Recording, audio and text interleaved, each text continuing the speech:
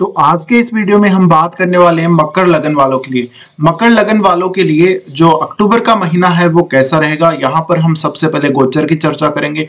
उसके बाद कुंडली के अकॉर्डिंग आगे बढ़ेंगे। ये जो कुंडली आप देख रहे हैं इसको अक्टूबर के गोचर के अनुसार तैयार किया गया है। तो सबसे पहले हम देख लेते हैं अक्टूबर का जो गोचर है वो किस प्रकार से है, उसके बाद हम आगे बढ़ेंगे। सबसे पहले बात करते हैं सूर्य की। सूर्य 17 अक्टूबर तक कन्या में गोचर करेंगे, इसके बाद ये तुला में प्रवेश कर जाएंगे। बुध कन्या राशि में रहने वाले हैं, 2 अक्टूबर से मार्गी होंगे और 26 अक्टूबर को तुला राशि में ये भी चले जाएंगे। शुक्र 18 अक्टूबर तक कन्या में रहेंगे, इसके बाद ये भी तुला राशि में गोचर करने लगेंगे। मंगल 16 अक्टूबर तक वृषभ में रहेंगे, इसके बाद ये मिथुन में प्रवेश करेंगे। गुरु मीन में वक्री चल रहे हैं अभी। शनि 23 अक्टूबर तक मकर में वक्री है और यहाँ चंद्रमा के अगर आप गोचर देखेंगे 1 अक्टूबर को वो वृश्चिक राशि में रहेंगे। राहु अभी मेष राशि में गोचर कर रहे हैं और केतु तुला राशि में गोचर कर रहे हैं। तो ये गोचरीय स्थितियां हैं जिससे आपको ये स्पष्ट हो जाता है कि कौन सा ग्रह कहाँ गोचर कर रहा है और किस प्रकार से उसका प्रभाव आपके चार्ट में रहने वाला है। अब हम आपका चार्ट के हिसाब से बताने वाले कि कौन सा ग्रह आपको क्या प्रभाव दे सकता है। तो सबसे पहले आपका जो लग्नेश है, लग्नेश की ही बात करते हैं। यहाँ शनि अभी वक्री चल रहे और ये 23 तारीख तक वक्री रहेंगे। इसके अलावा यहाँ पर आपकी कुंडली में गुरु भी अभी वक्री हैं।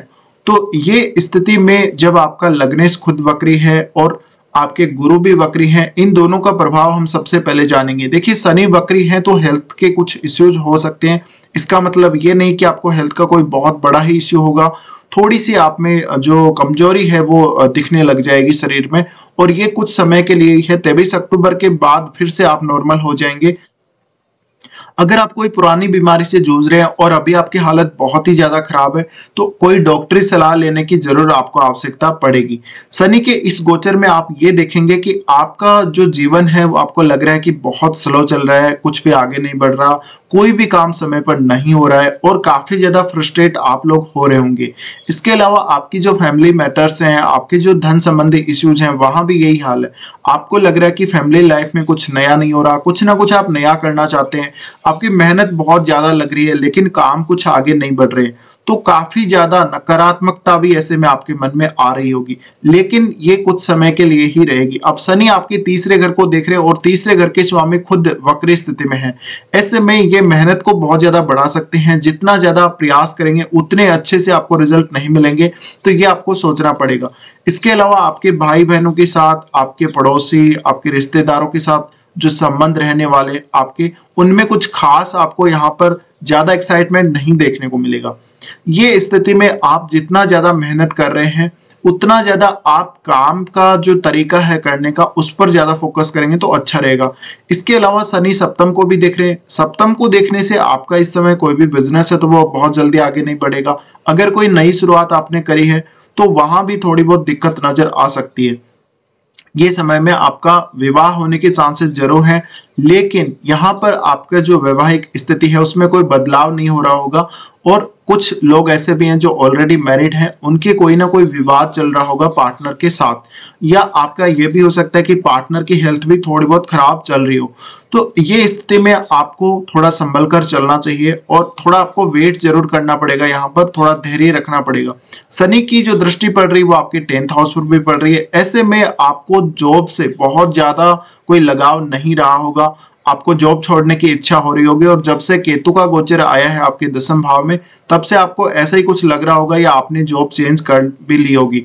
तो ये ऐसी स्थिति है जहां पर आपको जिम्मेदारी से काम करना पड़ेगा। अगर आप कोई भी जॉब कर रहे हैं बहुत ज्यादा जिम्मेदारी से आपको देखना पड़ेगा। अगर आप अपनी जिम्मेदारी नहीं लेते हैं तो फिर हो सकता है कि आप वहां से दूसरा जॉब भी देख सकते हैं, आप कहीं और जा सकते हैं जॉब करने के लिए। तो ये जो स्थिति है थोड़ा सा आपको परेशान अवश्य करेगी। अब शनि यहाँ पर कुछ आपको बहुत ज्यादा खराब नहीं करने वाले। अगर आपको कोई पहले का बिजनेस था जिसको आपने किसी वजह से बंद कर दिया था तो आप उस पर फोकस कर सकते हैं। जो पहले के कुछ कार्य हैं उन्हीं पर आपको ज्यादा फोकस करना चाहिए इसमें। अब शनि यहाँ 2nd हाउस के भी स्वामी, 2nd हाउस के स्वामी होने की वजह से ये वक्री काल में जब तक है तब तक आपके कोई भी कार्य ठीक से आगे नहीं बढ़ पाएगा। तो फैमिली इश्यूज की भी आपको बहुत ज्यादा चिंता नहीं करनी चाहिए। इसके बाद हम बात करते हैं गुरु के बारे में। गुरु अभी वक्री स्थिति में चल रहे हैं और गुरु आपके 12वें घर के स्वामी हैं और आपके तीसरे घर के स्वामी। तो तीसरे घर के और 12वें घर के स्वामी होने की वजह से ये आपकी मेहनत को तो बढ़ाएंगे ही बढ़ाएंगे आपको कुछ ना कुछ ऐसे इश्यूज आ सकते हैं। अगर आप कोई लॉन्ग डिस्टेंस ट्रेवल करते हैं इस समय, या कोई विदेश यात्रा कर रहे हैं, या आप ऑलरेडी विदेश में सेटल हैं, तो कुछ ना कुछ दिक्कतें हो सकती हैं। ये समय में आपके भाई बहनों की जो सेहत है उस पर इसका असर पड़ेगा। आपके पड़ोस में कुछ लोग बीमार पड़ सकते हैं, या आपके जो रिश्तेदार हैं उनमें से भी कुछ लोगों को कोई ना कोई स्वास्थ्य संबंधी इश्यूज आ सकते हैं, विशेषकर जो बहुत ज्यादा वृद्ध लोग हैं उनको। ये स्थिति में कहीं ना कहीं आप बहुत ज्यादा जोखिम लेने से बचेंगे। गुरु जब वक्री स्थिति में चल रहे हैं तो मेहनत तो बहुत ज्यादा करने की आवश्यकता पड़ेगी, लेकिन उतना भी ज्यादा नहीं पड़ेगी कि आपको यहाँ पर हार मान लेनी पड़े, आप बहुत ज्यादा मेहनत करके अपने आप को थका दे। तो ये जो स्थिति है ये आपको हालांकि बैलेंस में ही रखेगी, पर यहाँ जब तक गुरु वक्री स्थिति में है तब तक आपके फॉरेन से रिलेटेड कोई भी कार्य नहीं बन पाएगा ठीक से। और आप कोई जप कर रहे हैं, कोई साधना कर रहे हैं, या और कोई काम ऐसा कर रहे, कोई स्पिरिचुअल कोई ट्रेवल कर रहे, तो उन कार्यों पर भी अभी ब्रेक लगेंगे। अब बात करते हैं मंगल के बारे में। मंगल का गोचर स्टार्टिंग में आपके पंचम भाव में रहेगा। मंगल आपकी कुंडली में लाभ स्थान के स्वामी और चतुर्थ हाउस के स्वामी होकर वो आ रहे हैं पंचम भाव में। पंचम भाव में जब तक इनका गोचर है 16 अक्टूबर तक, तब तक आपको संतान से रिलेटेड कोई इश्यू नहीं रहेगा। संतान के साथ थोड़े बहुत रिलेशंस खराब जरूर रह सकते हैं। प्रेम संबंधों के लिए गोचर अच्छा नहीं है। आपकी खुद की कोई स्पोर्ट्स के फील्ड में आप हैं या कोई एजुकेशनल फील्ड में है तो अच्छा रहेगा। इसके अलावा कोई भी नया क्रिएटिव वर्क आप कर सकते हो। ये समय में कहीं ना कहीं आपका जो एक्साइटमेंट है वो तो बहुत ज्यादा रहेगा, लेकिन आपका जो लग्नेश वक्री है उस वजह से, लग्नेश आपके लगन में ही है, उस वजह से जो एक्साइटमेंट है वो आपका स्लो पड़ जाएगा। और जितने तेजी से आप कोई काम करना चाहते हैं, जिस स्पीड से आप कोई काम बनाना चाहते हैं अपना, उस स्पीड से आपका काम नहीं बनेगा। अब मंगल आपका पंचम में है तो 16 तारीख तक ये स्थिति है कि आप अपनी क्रिएटिविटी के माध्यम से कोई ना कोई फायदा जरूर ले सकते हैं। इसके अलावा आप अपने घर के कार्यों को काफी अच्छे से संभालेंगे, और घर से आप कहीं दूर भी जा सकते हैं। लेकिन विदेश यात्रा करते हैं तो एक बार आपको पुनर्विचार जरूर करना चाहिए। इसके अलावा आपको अपनी संतान से लाभ हो सकता है, आपको शेयर मार्केट वगैरह से लाभ हो सकता है, आप कहीं और इन्वेस्ट करते हैं वहां से आपको फायदा हो सकता है। अब मंगल उसके बाद प्रवेश कर रहे हैं मिथुन राशि में। मिथुन राशि में इनका जो प्रवेश रहेगा 16 तारीख के बाद रहेगा। 16 तारीख के बाद आप अपने कार्यस्थल पर जो स्थितियां बन रही हैं उनका विशेष ध्यान रखें। आप अपने साथ वालों के साथ कोई भी विवाद मोल ना लें। आप किसी भी शत्रु के साथ फालतू में ना उलझें। किसी से आप विवाद मोल लेंगे तो आपको बहुत ज्यादा नुकसान हो सकता है। इसी तरह से अगर आपका कोई कोर्ट केस वगैरह चल रहा है, कोई इस प्रकार की स्थिति चल रही है, तो थोड़ी परेशानी आ सकती है। अब मंगल यहाँ पर रहेंगे तो आपको कोई घर से संबंधित, परिवार से संबंधित इश्यू दे सकते हैं। आपको अपने शत्रुओं से फायदा हो सकता है। आपको ये देखना पड़ेगा कि आप अपने जो रूटीन है आपका उसको लेकर काफी सीरियस रहेंगे, और कई बार आपको काफी ज्यादा गुस्सा आ जाएगा क्योंकि आप अपने रूटीन को ठीक से पूरा नहीं कर पाएंगे। तो यहाँ पर ज्यादा से ज्यादा जो फोकस है मंगल, वो आपका अपने रूटीन, अपने काम पर करवाने के लिए ज्यादा से ज्यादा आपको प्रेरित करेंगे। अगर आपको कोई भी हेल्थ इश्यू है तो उसका भी ध्यान आपको अवश्य रखना पड़ेगा। अब मंगल यहाँ पर आ रहे तो आपका अपने बॉस से और अपने साथ वालों से कई बार विवाद हो सकता है, या उनके साथ आपकी थोड़ी बहुत अनबन हो सकती है किसी भी बात को लेकर। हो सकता है आप कुछ और चाहते हो जबकि वो कुछ और चाहते हो। तो यहाँ आपको मंगल संघर्षों से लड़ने की जो क्षमता है वो तो देंगे, लेकिन आप अगर किसी के साथ फालतू में ही अगर विवाद मोल लेते हैं तो फिर स्थितियां आपके लिए खराब हो सकती हैं। अब मंगल का यहाँ पर जो गोचर है, देखिए मंगल आपके इसी भाव में रहेंगे उसके बाद। और अब बात करते हैं यहाँ पर शुक्र की। शुक्र देखिए, शुक्र का गोचर रहेगा कन्या राशि में, और शुक्र यहाँ पर 18 अक्टूबर तक कन्या में रहेंगे। 18 अक्टूबर तक इनका नीच भंग भी होता रहेगा यहाँ पर।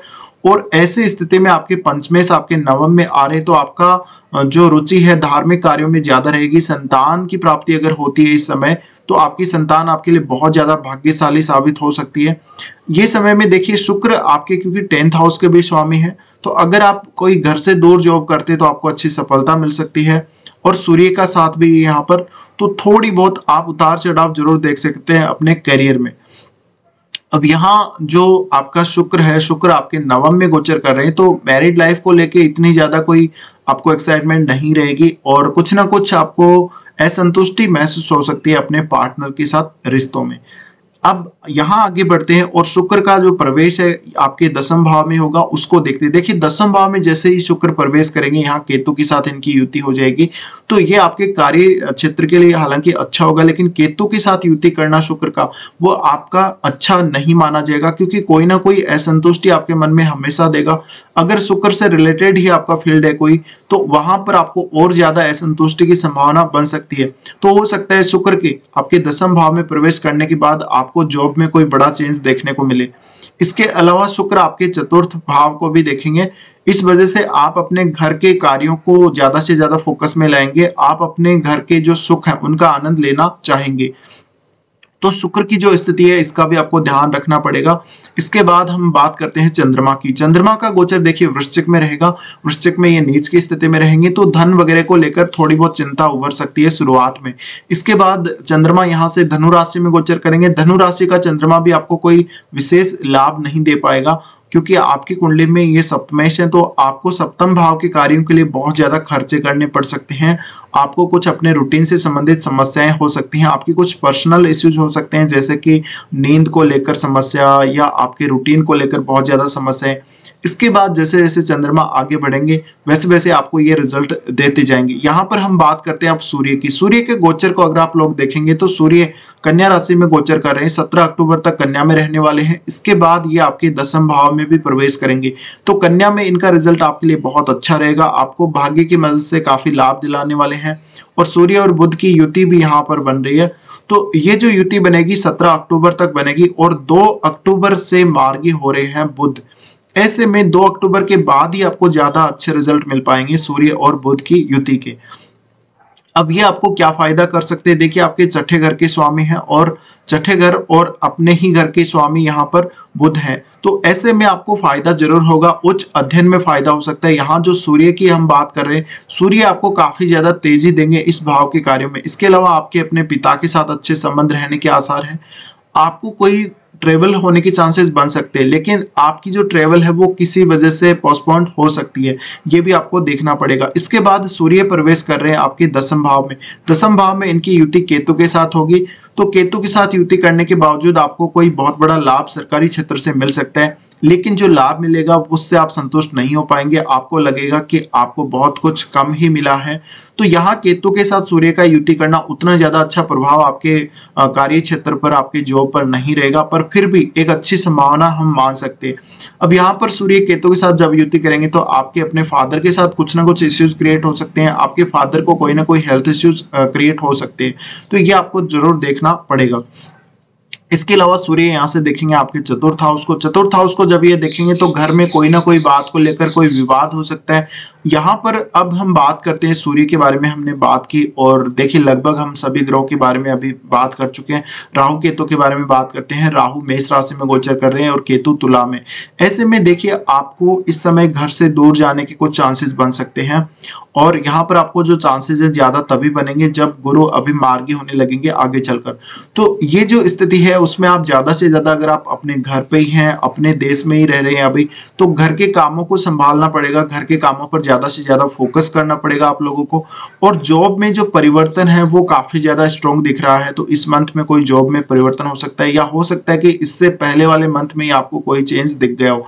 अगर आपका जॉब ऑलरेडी छूटा हुआ है तो इस महीने आपको जॉब मिल भी सकता है, लेकिन अगर आप जॉब छोड़ने का बार बार अभी सोच रहे तो फिर आपके जो कैरियर है उससे संबंधित जो स्टेबिलिटी है उसमें कोई ना कोई प्रॉब्लम आपको अवश्य देखने को मिलेगी, क्योंकि अभी केतु गोचर कर रहे हैं और अभी केतु के पास बहुत समय यहाँ पर, वो अगले साल तक भी यहाँ है। तो ऐसे में थोड़ी बहुत परेशानी आपको जॉब को लेकर जरूर हो सकती है। अब बात करते हैं आपके लिए कुछ अच्छे और खराब दिनों की। देखिए सबसे पहले अच्छे दिनों को देखते हैं। अच्छे दिनों को देखा जाए तो 8, 9, उसके बाद 12, 13 और 14, उसके बाद 17, 18 और 19, ये दिन आप लोगों के लिए इस मंथ में काफी अच्छे बीतेंगे। इन दिनों में अपना कोई भी कार्य आप पूरा कर सकते हो। इसके बाद बात करते हैं कुछ खराब दिनों की, जहां पर चंद्रमा जब जर्मनी में ट्रांजिट करेंगे 15 और 16 तारीख को, ये स्थिति किसी से आपका विवाद करवा सकती है। ये स्थिति आपका कार्यस्थल पर आपके साथ काम कर रहे लोगों के साथ भी झगड़ा करवा सकती है। इसके अलावा लोन वगैरह लेते हैं या कोई और इस प्रकार का कार्य करते हैं आप, तो आपको दिक्कत का सामना करना पड़ सकता है। चंद्रमा का ट्रांजिट जब लियो में होगा तो 20 और 21 तारीख को ये स्थिति आपके लिए अच्छी नहीं होगी। इस समय कोई ना कोई मानसिक रूप से परेशानी होने की संभावना रहेगी। हालांकि इन 2 दिनों में कोई अचानक धन लाभ आपको अवश्य हो सकता है। चंद्रमा का गोचर जब धनु में होगा 2, 3 और 29 और 30 को, ये स्थिति में आपको कोई भी बड़ा डिसीजन लेने से बचना चाहिए। इस समय आपको अपने बिजनेस से संबंधित खर्चों को और अपने जीवन साथी की सेहत से जुड़े हुए खर्चों को लेकर काफी अवेयर रहना चाहिए। ये समय में आपकी खुद की सेहत भी खराब हो सकती है और आपका जो माइंड है वो ठीक से काम नहीं कर पाएगा। प्रॉपर तरीके से आप कंसंट्रेट किसी काम पर नहीं कर पाएंगे। तो ये कुछ आपके लिए खराब दिन थे। फिलहाल इस वीडियो को देखने के लिए धन्यवाद।